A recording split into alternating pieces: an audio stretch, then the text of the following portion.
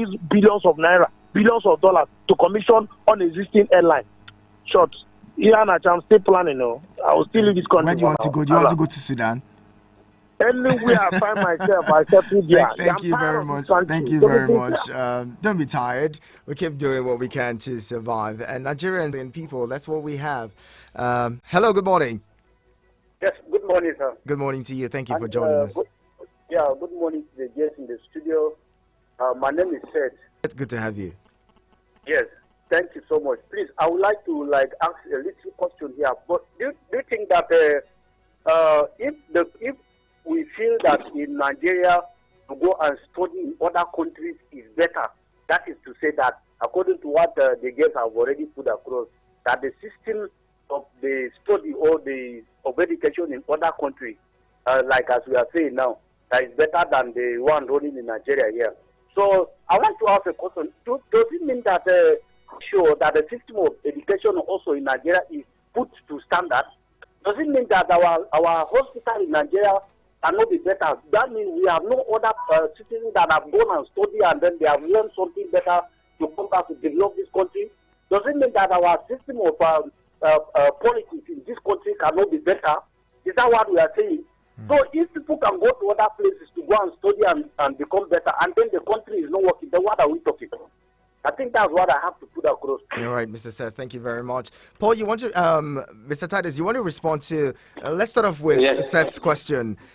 His education and the health sector would continue to be like this, even though we have people who travel every now and then, including politicians who are doctors, those ministers who are doctors who leave this country to go get medical care abroad. What do you make of that? The thing is this, it is not about the individual who leaves the country to go and study and then makes a mark for himself. I will tell you that my friend who left Nigeria to study in Russia was one of the best students in his years of the year he graduated. One of the best students. But you wouldn't want him to.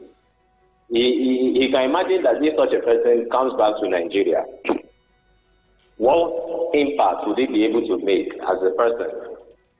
Because sometimes some of these things borders on policies, it borders on government, the dynamics of government activities and all of that. The years of ASU strikes we have continued to suffer and that has continued to linger. It's not an individual thing. It's because of some level of dishonesty on the part of government and the union.